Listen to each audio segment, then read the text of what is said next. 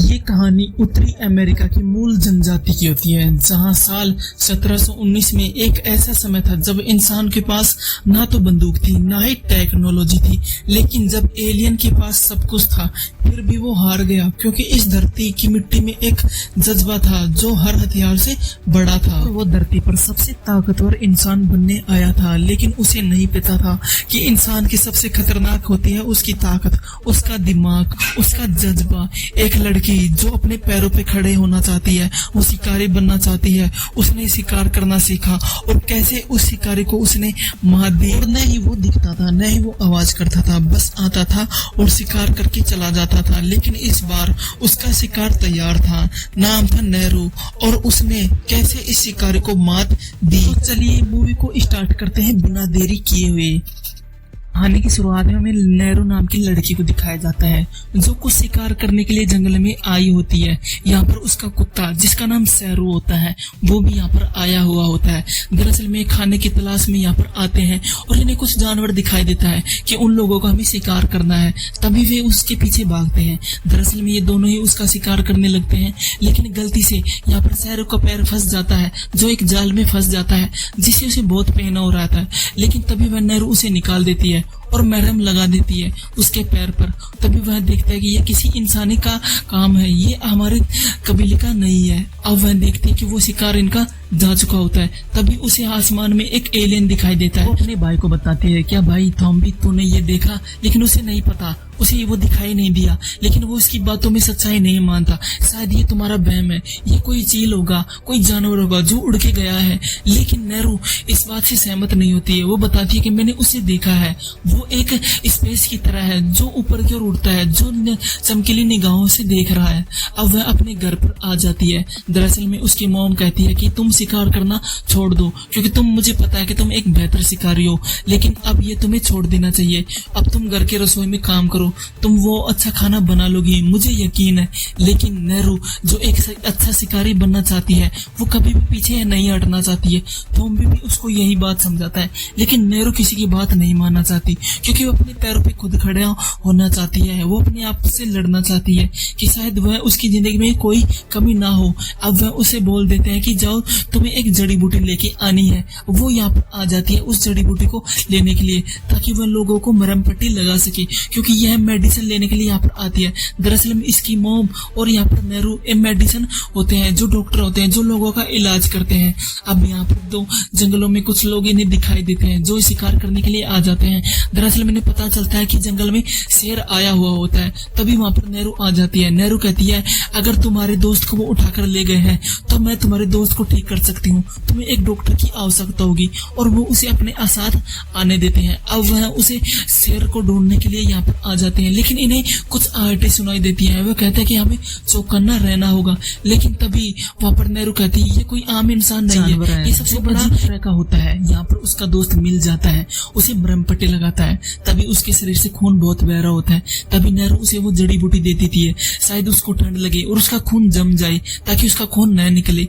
अब ये रात पर यही इंतजार करते हैं, लेकिन इन्हें कुछ भी नहीं दिखाई देता। दरअसल में नेहरू को एक अजीब सी आवाज सुनाई देती है। दरअसल में वो सांप दिखाई देता है जिसकी पूरी तरह से चमड़ी उधेड़ चुकी है, या काल बचा हुआ होता है। वो उसे बार बार देखती है। तभी वह ऊपर की ओर दिखाई देता है कि यहाँ पर बहुत सारा खून लगा हुआ होता है। उसे यकीन हो जाता है ये कोई आम जानवर नहीं है, ये बहुत बड़ा जानवर है। वो इन लोगों को भी बताती है कि अगर शेर होता तो वो उसको पूरा निकल जाता, वो इसकी खाल क्यों निकालता। तभी उसका भाई बोलता है कि हमें चौकन्ना रहना होगा, क्योंकि हम शेर की गुफा के आसपास ही है।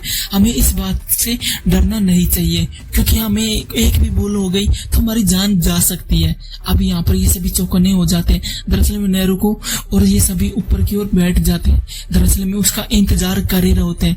तभी वह उसके दोस्त से बात करती है और बताती है, क्या तुमने शेर कभी देखा है? लेकिन ये दोनों यहाँ पर वार्तालाप कर ही रहे होते हैं। तभी उसके दोस्त के पास वो शेर आता है और उसे खींच के लेके चला जाता है। नेहरू उसे देखती है कि वो शेर इसके ऊपर आ रहा होता है।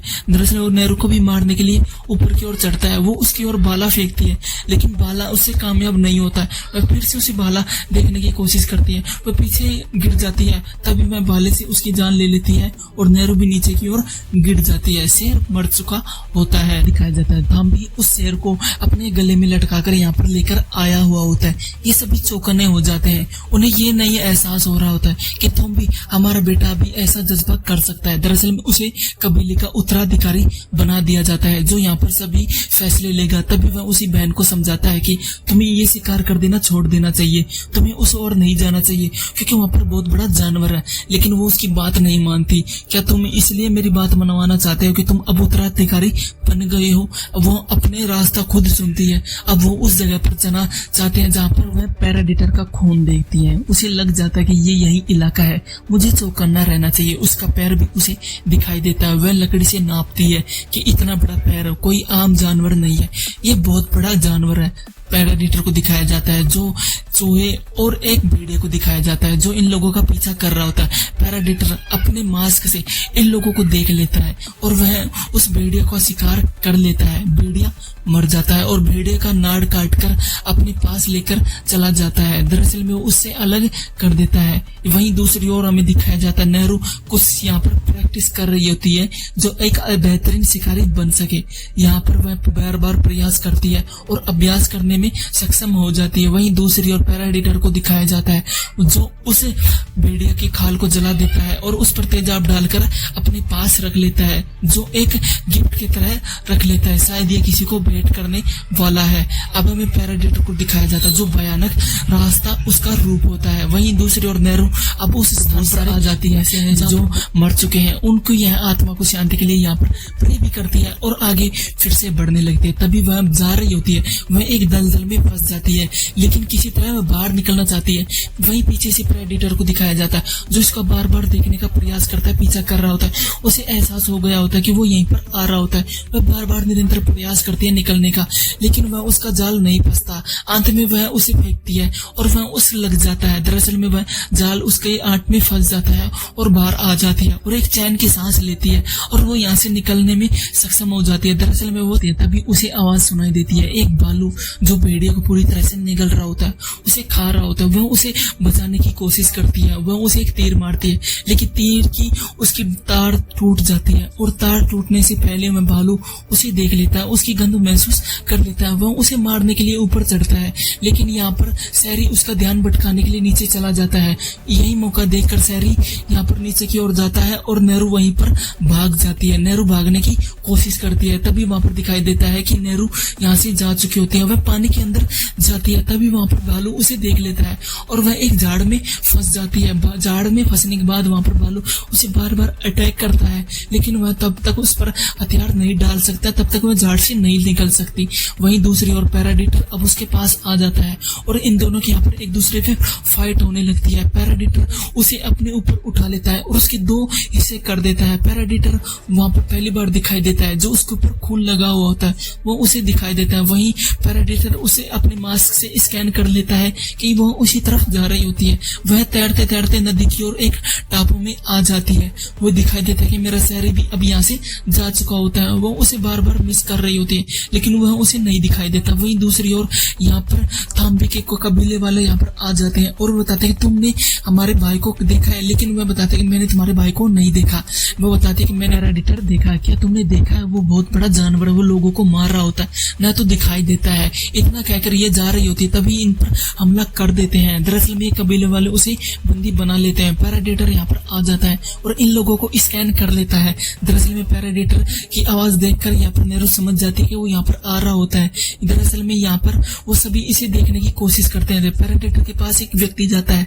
दरअसल में वह उसे उस स्कैन से कर लेता है, उस पर लाइट की फोक से मारता है और ये एक तीर चुभो देता है, जिससे उसकी जान चली जाती है। यह बारी बारी सबको मार रहा होता है, लेकिन वह उसे बताया जाता है कि नेहरू के हाथ बंधे हुए थे। वो यहाँ से निकलना चाहती है, लेकिन कहाँ से निकले, उसके हाथ तो बंधे हुए होते हैं। पैराडीटर इन सभी को मार रहा होता है। तभी नेहरू एक व्यक्ति के पास जाती है जिसके पास कुल्हाड़ी होती है, जिससे वो अपनी रस्सी काट के यहाँ से भागने में सक्षम हो जाती है और बाहर जाती है। दरअसल वो खास के मैदानों में भाग ही रही होती है। तभी वहां पर उसे एक लड़की मिलती है। वो बताती है कि तुम्हें नीचे छुपना होगा, वो हमें नहीं देख सकता। अभी वह थोड़ी देर यहाँ पर रुकते हैं। कुछ समय बाद यहाँ पर पैराडीटर इन्हें फिर से स्कैन कर कर लेता है। वो उसे एक तीर मारती है लेकिन वो तीर नहीं लगता। दरअसल में वो इसे स्कैन कर लेता है, उस पे लाल डॉट गिरने लगती है। अब ये यहाँ से फिर से भागते हैं, तभी वहां पर उस लड़की की मृत्यु हो जाती है। दरअसल में पैराडेटर उसे मार देता है। नेहरू यहाँ से भागने में सक्षम हो जाने के बाद वहां पर एक फिर से जंगल में फंस जाती है, क्योंकि यहाँ पर उसे एक फंदे में फंस जाती है। पैराडेटर उस फंदे से उसे बेल को उठाता है, लेकिन वह फिर से उसे छोड़ देता है। क्योंकि इसलिए छोड़ देता है क्योंकि उसके पास कोई हथियार नहीं है, वो इसे चोट नहीं पहुंचा सकती है। यहाँ पर कुछ लोग जो शिकारी होते हैं वो उसे बंदी बना लेते हैं, होश करके अपने कबीले में लेकर आ जाते हैं। एक व्यक्ति उससे पूछता है, क्या तुमने पैराडेटर को देखा है? तुमने देखा था, मुझे बता दो। लेकिन यहाँ पर नेहरू उसे मना कर देती है। वो उसे बार बार पूछने की कोशिश करता है, लेकिन नेहरू का एक ही जवाब होता है। तभी उसके भाई को निकालते हैं, उसके भाई पे वह चीरा लगा देते हैं, उसे मारने की कोशिश करते हैं और वह एक झाड़ से बांध देते हैं। तभी पैराडेटर आएगा तो हम पैराडेटर को मार देंगे, क्योंकि पैराडेटर इनका शिकार करेगा और ये सभी उसे देख रहे होते हैं। तभी वहां पर पैराडेटर पीछे से आ जाता है, इन लोगों को मार रहा होता है एक एक करके, इनके घोड़ों को भी मार देता है। पैराडेटर पीछे से आता है, सभी को एक एक करके मार देता है। वह पूरी तरह से जल रहा होता है, एक खौफनाक रूप में बदल चुका होता है। ये सभी उसे मार रहे होते हैं, लेकिन नेहरू को दिखाया जाता है नेहरू यहाँ से कैसे निकले। उसके हाथ बंधे हुए होते हैं। तभी नेहरू के पास एक बेल होती है, दरअसल में वो तलवार होती है। वो उसे अपने पास खींचने की कोशिश करती है। वो अपने भाई को थोम्बी को कहती है कि नीचे हमें बैठना होगा ताकि हम उस रस्सी को काट सके। अब उस रस्सी को काट लेते हैं। वहीं दूसरी ओर वो पैराडेटर एक बम से इन लोगों को यहाँ पर उड़ाने की सोचता है। दरअसल में उसके हाथ में एक टाइमर बम होता है, यहाँ पर वो रख के चला जाता है। वो उस टाइमर बम के पास जाते हैं, वहां पर कुछ 3 चीजें अजीबो सी निकलती हैं। वो उसे देखते हैं कि शायद कुछ अजीब सी चीज होती है, लेकिन तभी वहां पर एक जोरदार ब्लास्ट होता है। ये यहाँ से भाग जाते हैं। नेहरू अब फैसला करती है कि मुझे मेरे शहरी को बचाना है, जो कुछ लोग इसे बंदी बनाकर रखे हुए होते हैं। एक व्यक्ति जो शहरी को बार बार देखता है, दरअसल में देने वाला ही होता है। तभी वहां पर नेहरू आ जाती है और इन लोगों को एक एक करके मारने लगती है। सभी लोग इन्हें भी मारते हैं, लेकिन यहाँ पर नेहरू अकेली होती है, वो कुछ नहीं कर पाती है, लेकिन किसी तरह वह मार देती है। अब शहरी को दिखाया जाता है, शहरी जो एक तार से बंधा हुआ होता है उसे खोल देती है। वो कहते हैं कि हमें जल्द से चलना होगा, यहाँ पर पैराडेटर आने वाला होता है। तभी वहां पर एक व्यक्ति जो लंगड़ा होता है वो बताता है कि मुझे यहाँ से जाने दो, दरअसल में मेरा पैर कटा हुआ होता है, तुम इसे ठीक कर दो, मैं तुम्हें बदले में एक बंदूक दे दूंगा, मुझे बहुत दर्द हो रहा होता है। वह उसकी सहायता करने लगती है, जो उसे भ्रम पट्टी लगाती है। दरअसल में वो बताता है कि यह मुझे पता है कि यह कैसी बंदूक चलेगी, ये तुम्हें बंदूक मैं दे दूंगा। वहां पर उसे एक वो जड़ी बूटी खिलाती है ताकि इसका शरीर का खून न निकले, क्योंकि इसका शरीर अब ठंडा पड़ने लग गया होता है। तभी वहां पर उसे महसूस होता है कि यहाँ पर पैराडेटर आ गया होता है। वह उसे छोड़कर जा रही होती है, तभी वहां पर पैराडेटर आ जाता है। वो व्यक्ति अब मरने की एक्टिंग करने लगता है। वहां पर पैराडेटर इन सभी को स्कैन करता है कि यहाँ पर कोई जिंदा तो नहीं है, लेकिन उसे कुछ महसूस नहीं होता। वहां पर नेहरू भी एक झाड़ के पीछे छुपी हुई होती है। तभी वहां पर वो व्यक्ति के पास पैराडेटर आ जाता है, जहाँ पर वो व्यक्ति मरने की एक्टिंग कर रहा होता है। तभी उसका पैर वहां पर पैराडेटर रख देता है। तभी वो जी चिल्लाता है। इसी मौके का फायदा उठाकर वह उस व्यक्ति को मार देता है। पैराडेटर की ओर वहां पर शहरी भागता है उसे मारने के लिए, लेकिन पैराडेटर उसे मारने वाला ही होता है। तभी वहां पर उसका भाई थॉम्बी आ जाता है और उसका मुकुट गिर जाता है। दरअसल में उसका मुकुट गलत दिशा में एरो दिखाता है, तभी वह उसे गोली नहीं लगती। दरअसल में सभी गोलियां उसे पेड़ की ओर लगती है। तभी वहां पर थॉम्बी उसको एक बुरी तरह से मारने लगता है। वहीं दूसरी ओर दिखाया जाता है नेहरू उस बंदूक को सामने की नोक पर लेके आता है, लेकिन बंदूक खराब होती है, वो उससे चल नहीं पाती है, वो जोरों से चिल्लाती है। यहाँ पर वो व्यक्ति थॉम्बी इसे दोनों से मारने लगता है, दोनों बालों से। दरअसल में इन दोनों की एक जबरदस्त फाइट होती है, ये एक दूसरे को मारने लगते हैं। यहाँ पर उसे जलाने वाला ही होता है, लेकिन वो कोई किसी तरह मर नहीं रहा होता है। तभी वह अपनी बहन को बोलता है कि तुम यहाँ से जा सकते हो, क्योंकि वो तुम पर अत्याचार नहीं करेगा, क्योंकि तुम्हारे पास कोई ऐसा हथियार नहीं है कि तुम उसे मार सको, क्योंकि वो मुझे ही मारेगा, क्योंकि मैंने उसे चोट पहुंचाई है। वह बहन को आखिरी अलविदा कहकर जा रहा होता है। तभी वहां पर पैराडेटर आ जाता है और वह उस थॉम्बी को मार देता है। यह तभी नेहरू के सामने पैराडेटर आ जाता है, लेकिन पैराडेटर उसे नहीं मारता, उसे स्कैन करके ही जाने देता है। नेहरू यहाँ पर बहुत उदास होती है, क्योंकि उसका भाई अब इस दुनिया में नहीं रहा। दूसरी ओर उसकी मोम के पास एक व्यक्ति आती है, वह उसे बताती है कि तुम्हारा बेटा अब इस दुनिया में नहीं रहा। वो बहुत मायूस हो जाती है। यहाँ पर नेहरू भी बहुत रो रही होती है, उसे नहीं पता कि उसके साथ क्या हो रहा होता है, उसे क्या करना होगा। वहां पर उसे एक व्यक्ति दिखाई देता है, वो उसकी बंदूक को नोक पे ले लेता है। वो वही व्यक्ति होता है जो थॉम्बी ने गिरफ्तार किया था। यहाँ पर अब उस जंगल में लेकर आ जाती है। दरअसल में वो बताती है कि तुम्हें पता है कि पैराडेटर मुझे नहीं मार मार सकता है और मैं तुम्हारे जरिए प्रेडेटर को ही मारूंगी। अब वहाँ पर प्रेडेटर इन लोगों को स्कैन कर लेता है। दरअसल में वो इस व्यक्ति के पास आता है इसको मारने के लिए। इसी का फायदा उठाकर प्रेडेटर को वह मार देता है। दरअसल में प्रेडेटर तो उस व्यक्ति को मार देता है। वहीं दूसरी ओर में दिखाया जाता है यहाँ पर उस बंदूक को वह ठीक कर लेती है और उस मुकुट को उतार देती है। वह उस मुकुट को लेकर यहाँ से भाग जाती है और एक ऐसे स्थान पर रख देती है जहाँ पर वहाँ पर जो दलदल होती है उसके सामने रख देती है। यहाँ पर वह बहुत सारा जाल बिछा देती है ताकि प्रेडेटर इसकी जाल में फंस जाए। यहाँ पर प्रेडेटर दलदल के सामने रख देती है, तभी प्रेडेटर इसमें गिरेगा तो वो खुद ब खुद मर जाएगा। वहीं दूसरी ओर प्रेडेटर अब उस स्थान पर आ चुका है अपना मुकुट लेने के लिए। वह बार बार देखता है कि उसे कुछ दिखाई नहीं देता। दरअसल में वहाँ पर उसका खून लगा हुआ होता है। वो समझ जाता है कि वो यहीं पर है। प्रेडेटर को यहाँ मारने लगती है। दरअसल में प्रेडेटर का वो हाथ भी काट देती है। नेहरू इस पर वार करती है। ये सभी यहाँ पर मारने लगते हैं। दोनों की फाइट जोरदार होती है। प्रेडेटर भी उसे चोट पहुंचाता है लेकिन प्रेडेटर उसे नीचे की ओर घेर लेता है। तभी वह उसकी आंख में एक तीर घोंस देती है और वह दूर से दिखाई नहीं देता। तभी इसी मौके का फायदा उठाकर उसका कुत्ता जिसके हाथ में एक कुल्हाड़ी होती है वो इसकी ओर लेकर आ रही होती है। वो उसे इशारा करती है कि शेरू ये इस तरफ लेके आओ और वह उस कुल्हाड़ी से उसका पैर काट देती है और पैर काटने के बाद वह उस खड्डे में गिर जाता है जहाँ पर दलदल होती है। अब वह दलदल से बाहर निकल ही रहा होता है। दरअसल में वो उस पर गोलियां चला रहा होता है लेकिन उसका मुकुट उसके सामने होता है। वह गोली चलाता है तब वह उसकी ओर ही लग जाती है। दरअसल में प्रेडेटर अब मर चुका होता है क्योंकि वह गोली प्रेडेटर को ही लग जाती है क्योंकि उसका मुकुट उसकी दिशा में होता है, क्योंकि वह उसके सामने उसने रख दिया था ताकि वह दलदल में गिरे तब वह उसको चोट पहुंचाए तो वह उसी को ही वो गोली लग जाए। इस बात से वह बहुत खुश होती है। अब प्रेडेटर का यहाँ पर सर लेकर नेहरू अपने कबीले में आ जाती है। प्रेडेटर का सर अपने माता पिता के कदमों में डाल देती है और वो बंदूक देती है जिसने उस व्यक्ति को दिया था। दरअसल में दोनों बेट अपने माता पिता को दे देती है। मैं बताती कि मैंने मेरे भाई का मौत का अफसोस है लेकिन मैंने उसे प्रेडेटर को मार के गिराया है। वहीं दूसरी ओर नेहरू को इस कबीले का उत्तराधिकारी बना दिया होता है। तो ये मूवी यहीं पर खत्म हो जाती है। अंत में हमें दिखाया जाता है 3 प्रेडेटर और एक व्यक्ति जो अब फिर से यहीं पर आ रहे होते हैं। तो दोस्तों मूवी का अंत यहीं पर खत्म हो जाता है। तो आपको ये मूवी कैसी लगी कमेंट करके हमें जरूर बताएं। ऐसी और वीडियो देखने के लिए हमारे चैनल को जरूर